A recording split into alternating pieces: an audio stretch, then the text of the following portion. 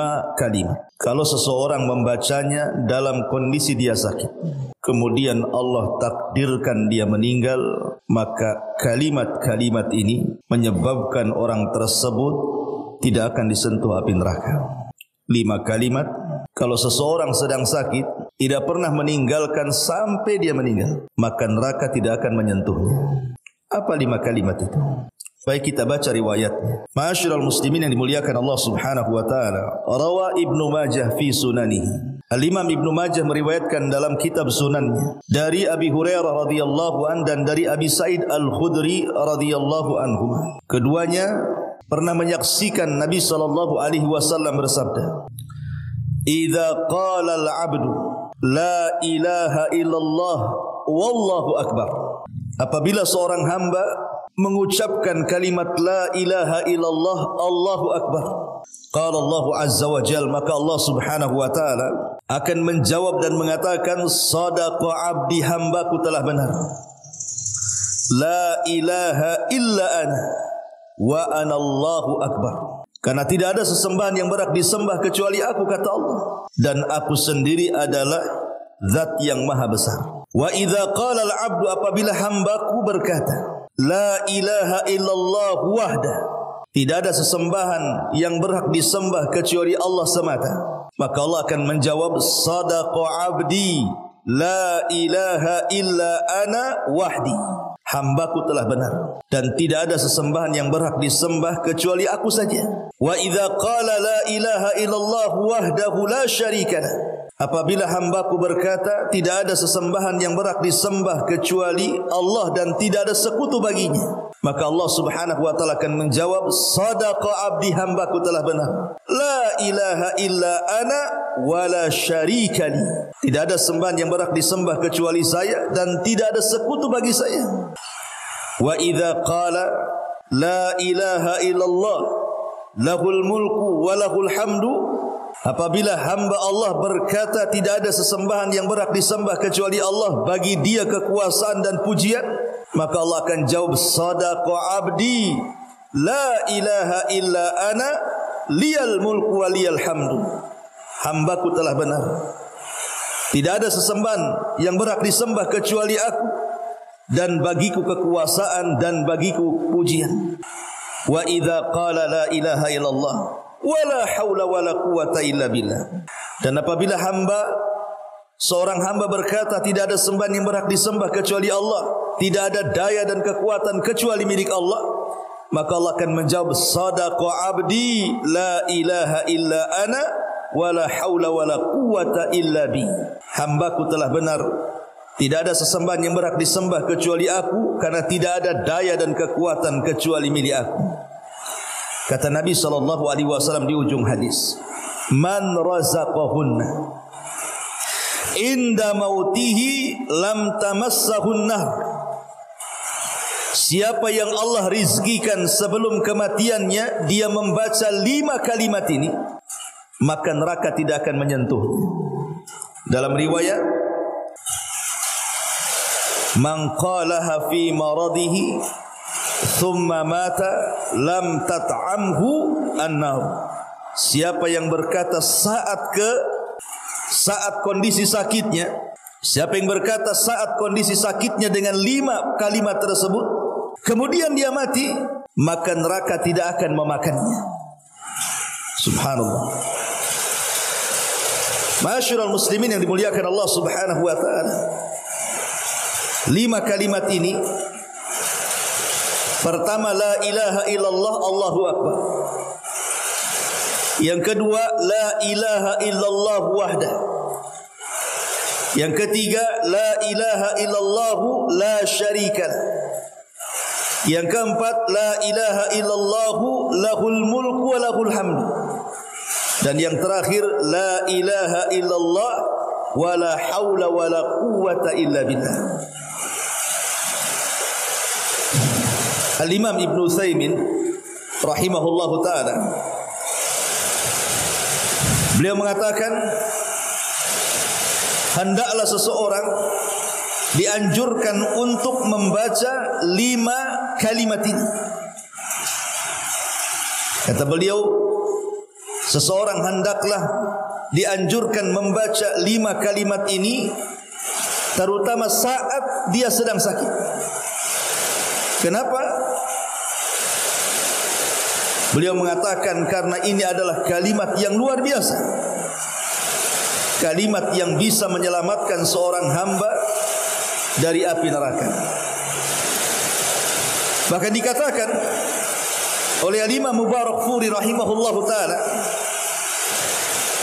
wa fil hadits dalilun ala anna hadhihi al kalimatil madhkurati fil hadits idza qalaha al 'abdu fi maradihi wa mata fi dhalika al marad ala tilka al kalimat ay kanat khatimatu kalamihi alladhi yatakallamu bih aqilan mukhtaran lam tamassuhu an-nar. Kata Imam Al-Mubarakfuri rahimahullahu ta'ala mengatakan, hadis ini sebagai dalil bahwa kalimat-kalimat yang diucapkan seorang hamba saat sakitnya kemudian dia mati dengan kalimat-kalimat itu, dia ucapkan dengan pilihan dia dan akal dia, maka dipastikan neraka tidak akan menyentuh.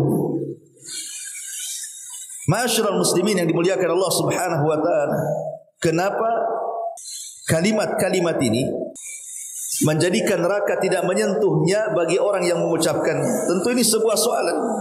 Ada apa dengan 5 kalimat ini? Maka Al-Imam Ibn Hibban rahimahullahu ta'ala membuat bab dalam sahihnya. Beliau mengatakan, Zikrul kalimatil lati idza qalaha al-mar'ul muslim saddaqahu rabbuhu jalla wa ala alaiha. Kalimat-kalimat yang apabila seseorang muslim mengucapkannya kemudian Allah benarkan ucapannya, razaqahunna inda mautihi lam tamassahunna, maka neraka tidak akan menyentuhnya. Sebagian ulama mengatakan karena di dalamnya terdapat kalimatut tauhid la ilaha illallah. Itu yang menjadikan kalimat ini menjadi ajaib, dan orang yang mengucapkannya tidak akan disentuh api neraka karena di dalamnya ada kalimat la ilaha illallah, kalimatut tauhid. Dari Shaddad ibn Aus dan Ubadah ibn Samit radhiyallahu anhu, satu hari Nabi SAW pernah kumpul bersama para sahabat. Kemudian Nabi SAW mengatakan, hal fikum gharib, apakah di antara kalian ada orang asing? Maksudnya ada ahli kitab. Maka sahabat mengatakan, la ya Rasulullah, tidak wahai Rasul, di sini tidak ada ahli kitab. Maka Nabi SAW memerintahkan untuk menutup pintu supaya jangan diketahui orang. Kemudian Rasul mengatakan, irfa'u aydiyakum, angkatlah tangan-tangan kalian, wa qulu la ilaha illallah, kemudian ucapkan kalimat la ilaha illallah. Kemudian kami pun para sahabat mengangkat tangan kami seperti ini, kemudian mengucapkan la ilaha illallah. Kata Nabi SAW,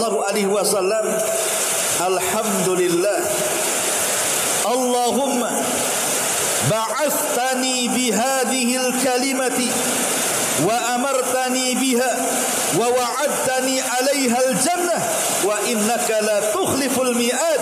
Thumma qala abshiru fa inna Allah azza wa jal qad ghafara Allahu lakum.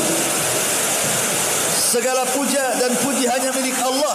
Ya Allah, Engkau telah memutusku dengan kalimat-kalimat ini. Engkau telah memerintahkan untuk mengucapkan dengan kalimat ini, dan Engkau sudah janjikan surga dengan kalimat ini, dan Engkau tidak akan mungkin menyelisih janji. Kemudian Rasul mengatakan, bergembiralah karena Allah Subhanahu wa taala dengan kalimat itu sudah mengampuni dosa-dosa kalian. Lihat bagaimana Nabi SAW menjelaskan tentang keutamaan kalimat la ilaha illallah. Bahkan Usama ibn Zaid radhiyallahu anhu, Usama ibn Zaid radhiyallahu anhu, satu hari Usama ini diutus oleh Nabi SAW dalam pasukan perang yang tidak dipimpin Rasul alias Sariyah. Sariyah itu satu pasukan khusus yang tidak dipimpin Rasul. La Usama ibn Zaid terlibat dalam pasukan ini. Kemudian ketika Allah Subhanahu wa taala menangkan dalam pasukan ini adalah satu musuh. Dikejar oleh Usama ibn Zaid sampai ketika mentok tidak bisa pergi, akhirnya kemudian Usama pun menghunus pedang. Tiba-tiba ketika menghunus pedang, orang ini mengucapkan kalimat la ilaha illallah. Tapi Usama tetap membunuh. Usama tetap membunuh. Sampailah kabar ini kepada Nabi sallallahu alaihi wasallam. Kemudian Nabi SAW ketika itu mengatakan, ya Usama, aqatalta man qala la ilaha illallah. Usama, apakah engkau membunuh orang yang telah mengucap kalimat la ilaha illallah? Maka Usama mengatakan, ya Rasulullah, dia mengucapkan kalimat itu karena takut dengan pedangku, bukan karena ingin masuk Islam. Maka Rasulullah SAW mengatakan, ya Usama, sudah kau belah dadanya sehingga kau tahu isinya. Apakah dia mengucapkan kalimat itu karena takut pedangmu, ataukah karena ingin masuk ke dalam Islam? Maka Usama tetap membela diri dan mengatakan, Rasul, dia mengucapkan karena takut pedangku. Tapi Rasul mengatakan, tidak wahai Usama, engkau sudah membunuh orang yang mengucapkan kalimat la ilaha illallah. Ya Usama, kaifa tasna bi la ilaha illallah idza ja'at yaumal qiyamah?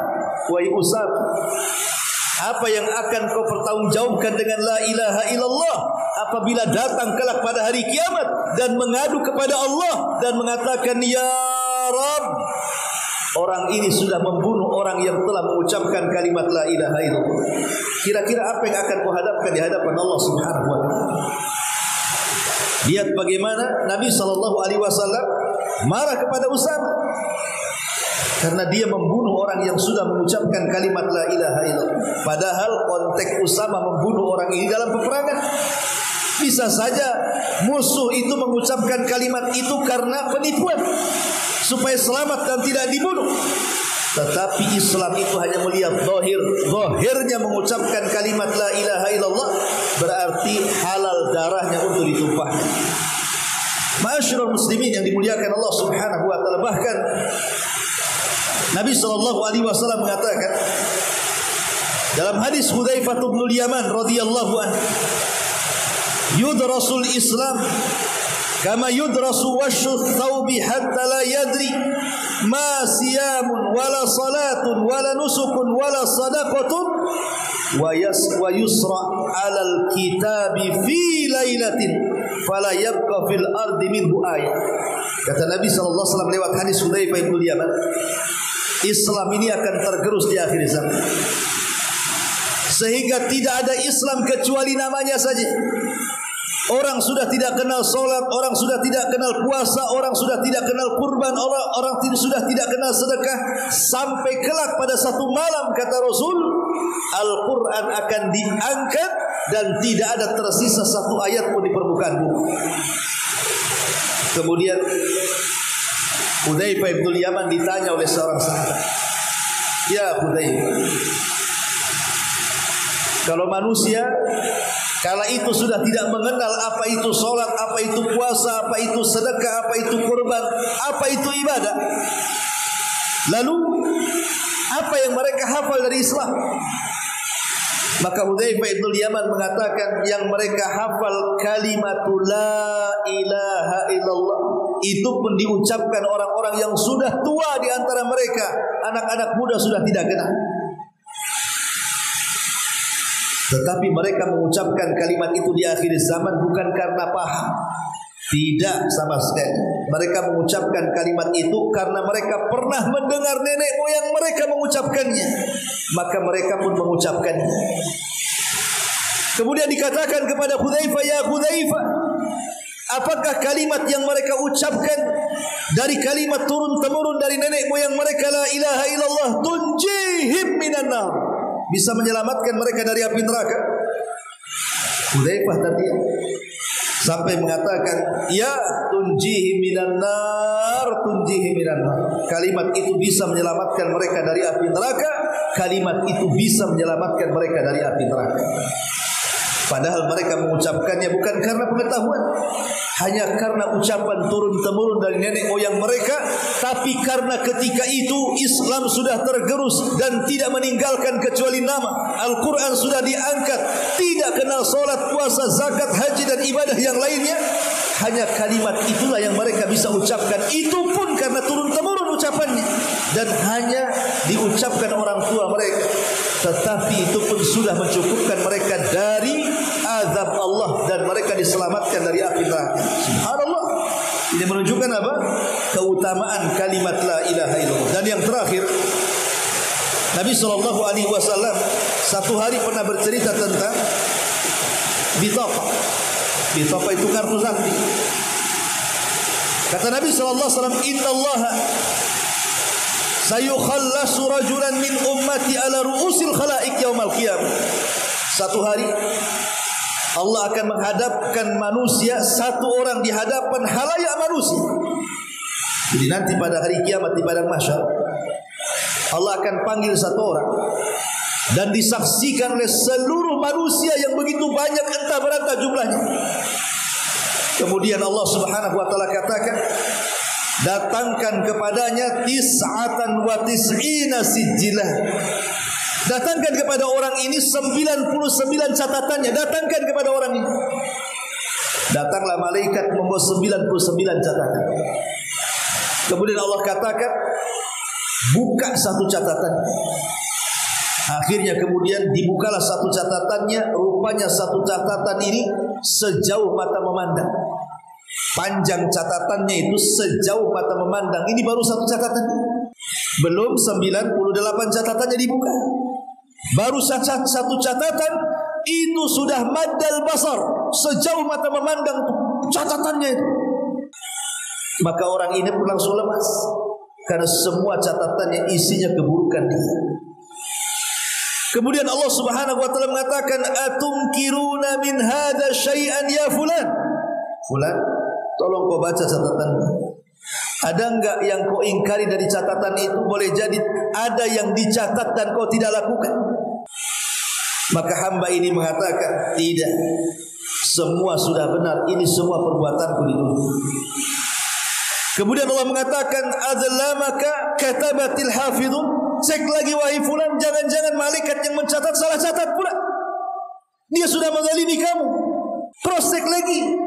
Maka dia pun membaca lagi dan mengatakan, la ya Rabb, tidak ya Rabb, semua benar. Dari sini menunjukkan apa? Di antara kekhususan hisab itu, Allah mengembalikan hafalan kita. Di dunia kita berbuat jahat seminggu yang lalu sudah lupa. Di dunia kita pernah mendolimi orang sebulan yang lalu sudah lupa. Di dunia pernah menyakiti si fulan entah berhari-hari yang lalu, kita sudah lupa. Tapi di akhirat di antara kekhususan hisab adalah Allah kembalikan ingatan kita. Kita ingat per detiknya, di mananya, harinya, tanggalnya, bulannya, tahunnya. Allah berikan ingatan itu untuk mencocokkan catatannya. Ma'asyiral muslimin yang dimuliakan Allah Azza wa Jalla, ketika hamba ini sudah lunglai, sudah lemas karena semua catatannya keburukan, dan Allah katakan, alaka hasanah, apakah kamu punya kebaikan? Maka hamba ini mengatakan, ya Rabb, walaupun aku punya kebaikan, apalah artinya dengan catatan-catatan ini? Akhirnya dia pun sudah menuju neraka. Tiba-tiba Allah memanggilnya dan mengatakan, tidak, engkau punya kebaikan. Kemudian Allah keluarkan kartu sakti, di dalamnya kalimat la ilaha illallah. Maka kartu itu ditimbang di satu neraca. 99 catatan keburukannya ditimbang di neraca satunya. Apa kata Rasul? Tasat bihinna la ilaha illallah. La ilaha illallah langsung melesat ke atas. Karena sifat timbangan di dunia itu berbeda dengan sifat timbangan di akhirat. Kalau di dunia makin berat ke bawah, kalau di akhirat makin berat ke atas. Makanya bahasanya tasat bihinna la ilaha illallah, melesat ke atas. Ya, kenapa? Karena surga itu darajat, makin tinggi makin indah. Neraka itu darajat, makin rendah makin menakutkan. Makanya sifat timbangan di akhirat bukan berat itu ke bawah, tapi berat itu ke atas. Makanya bahasanya tasat bihinna la ilaha illallah. Ma'asyiral muslimin yang dimuliakan Allah Azza wa Jalla, intinya kenapa kemudian orang yang mengucapkan 5 kalimat ini, Allah janjikan neraka tidak akan menyentuhnya, karena 5 kalimat ini sekali lagi adalah termasuk afdalu zikri, seutama-utama zikir.